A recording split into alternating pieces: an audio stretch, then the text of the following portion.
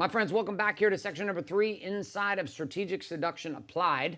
We've covered the principles, we've covered the problem, the possibility, we've covered the principles. Now it is time for us to jump into the production, which is what are we going to actually do about this? Now, we have, through the entire seduction sequence, you have been building each stage, right? So you have built digital assets, you have built physical assets, you have built systems and processes to put in place, as well as psychology. So we're not going to spend time in that kind of production, but we're going to look at the strategies that are going to make strategic seduction become something even more significant for you and even more influential for you than simply the one-line game of what you're doing online and what you're doing offline directly for your business. So we're going to have our first strategy be this. You are going to leverage strategic, you know what, instead of writing out, I'm going to put SS. We're going to leverage strategic seduction with your spouse.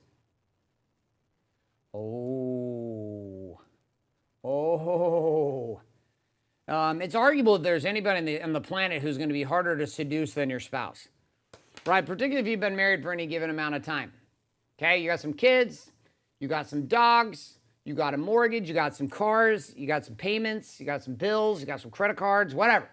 You got some up game, you got some down game, some good sex life, you got some no good sex life, whatever's happening for you.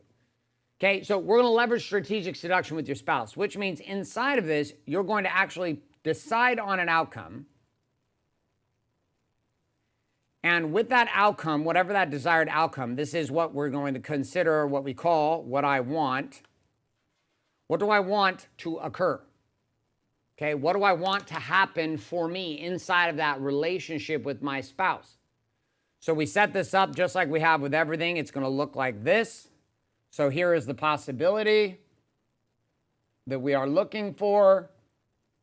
This is the pleasure that is sitting over on this side. Whatever that pleasure is, it doesn't have to be sexual. It could be sexual, but it doesn't have to be sexual.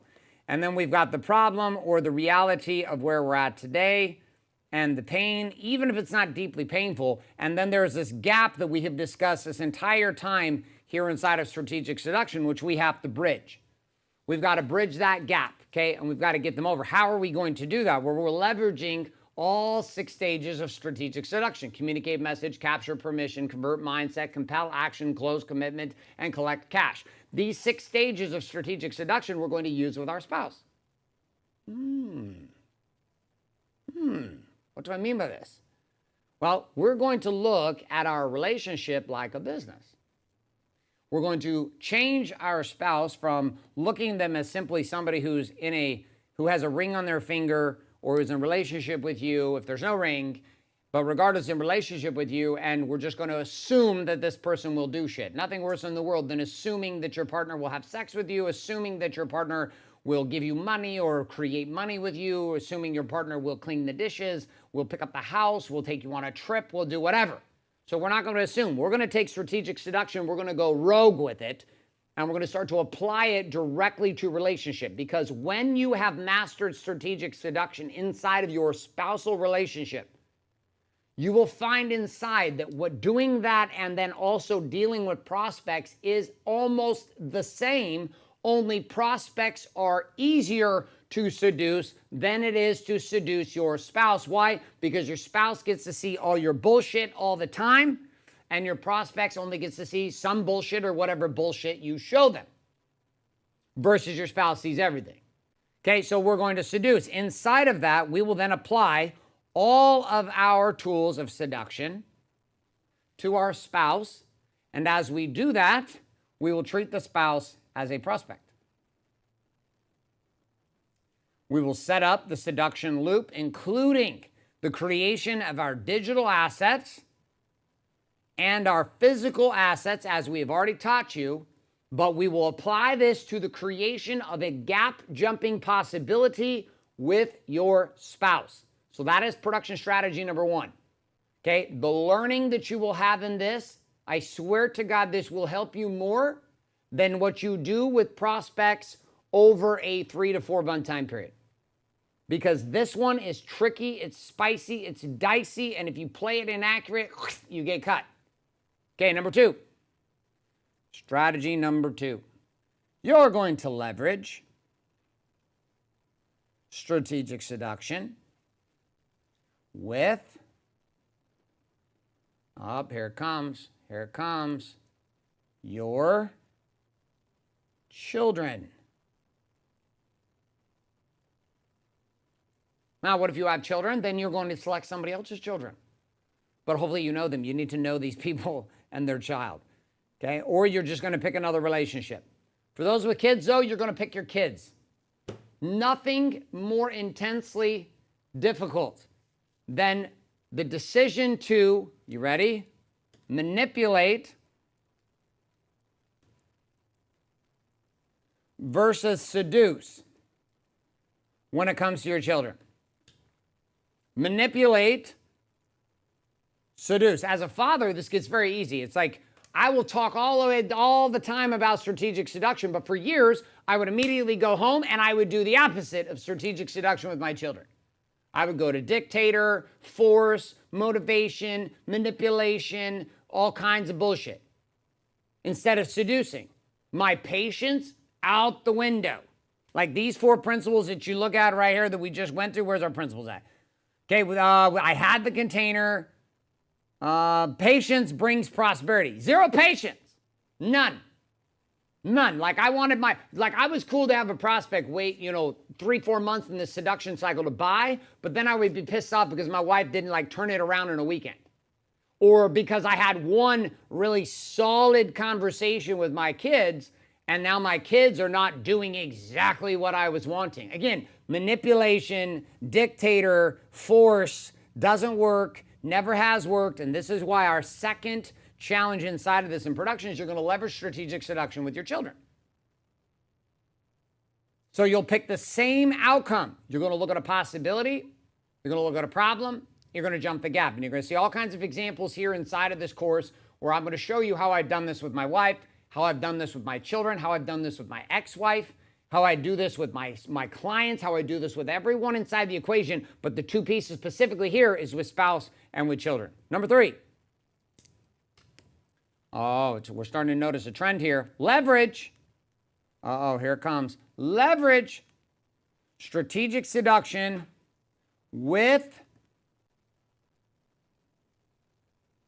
your team.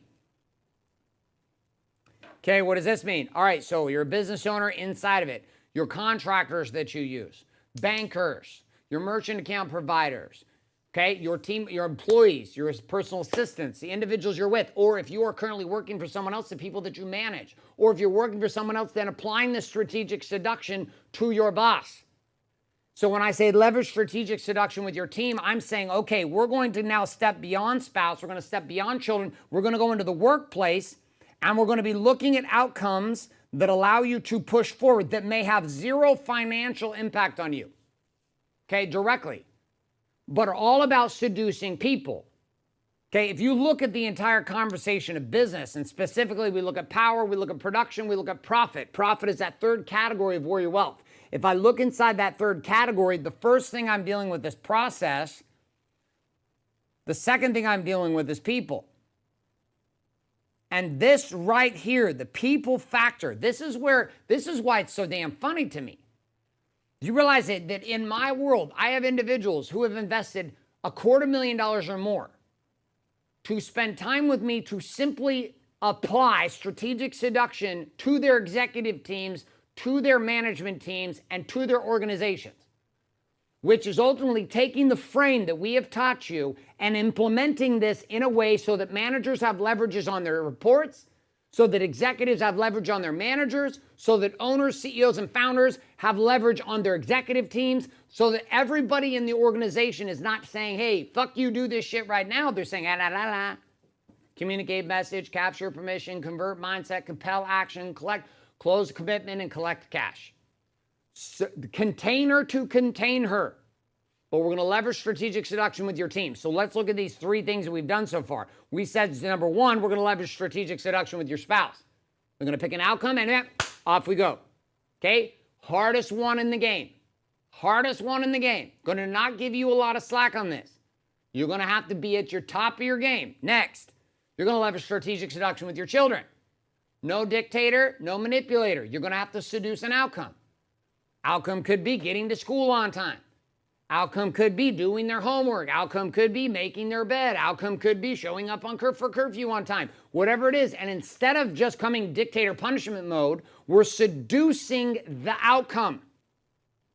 I'm going to share specific examples with you in the case studies for this particular course of how I've done that with my daughter and my son, and both my daughters, my son, and my wife in massive, massive ways. And the third piece, leverage strategic seduction with your team. People think that one of the things I'm great at is marketing, but what they don't get to see is they don't get to see me manage my teams. They don't understand that the intensity with which I communicate this message to you is the same intensity with which I teach, train, and guide my team members. My companies rise not just because of my marketing, my companies rise because my people are seduced into a conversation with me. Everyone is under frames and seduction, no different than how it goes at my house and with my children. Strategic seduction and yes and no is an operating culture inside of my companies. It's a culture at my house. My wife is yes or no. This is how she responds to me. It's how she engages me. My children, yes or no. 8 years old, and she engages me through strategic seduction. So it's not just something I do, it's something I teach them and something I expect from them and also my teams. Last piece in our production strategies is we're going to leverage, take a guess. We're going to leverage strategic seduction with you. Okay? Me. So you're going to take and perform, though I said your spouse is the most difficult, the black belt strategy of life is being able to apply strategic seduction to yourself.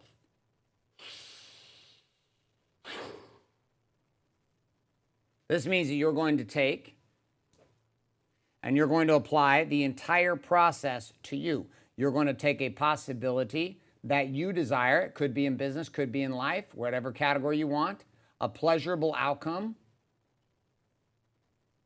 And with that pleasurable outcome, we're going to come down here to the painful reality of today and the problem that you're sitting in. And we're going to open up that gap. And you're going to begin the communication with yourself. Ooh, mama. Communication with yourself. Do you know that the most important marketing that you do and the most important seduction that you will do every single day, from the time you wake up to the time you go to bed, the most important person who you are seducing every day is you. This is why the Warrior's Way exists. Strategic seduction is a powerful container, but it's the Warrior's Way buried inside of this. The daily seduction of myself through the powerful tools of the stack, the core four, and the Warrior's Way that actually get leverage on me. And now watch what happens. When I get leverage on me, that natural domino allows me to get leverage on the world. And the world being my spouse, my children, my teams, my clients, and my prospects. And if you were to look at this, it goes in that order. You leverage on yourself with strategic seduction. Every day, the most important marketing message that you ever broadcast is the message you broadcast to yourself. The permission that you give yourself to even implement in what we're talking about here inside this series. To give yourself courage as a marketer, as a closer, as a leader, not a savior, to build the business that you truly desire. But that begins with you because your business cannot outgrow you. Your marriage will be stagnant and fall apart if you have no leverage on you. Which means the most important strategic seduction is you. Then when you have learned to seduce you, you seduce your spouse. When you and your spouse get on the same page, you seduce your children. When your family is on the same page, you seduce your teams. When you seduce your teams and their teams are on the same page, you seduce clients. When your clients, your teams, your children, your spouse, and you are on the same page, what you have is a movement, and what you have is momentum, and what you have is money that cannot be stopped because prospects are drawn into a hurricane of emotion that has been generated by patience and ultimately proceeds and broadcasts prosperity. And again, people want to be seduced. They don't want to be sold. So a review of our production strategy: number 1, leverage strategic seduction with your spouse. Number 2, leverage strategic seduction with your children. Number 3, leverage strategic seduction with your team. Level 4, leverage strategic seduction with you.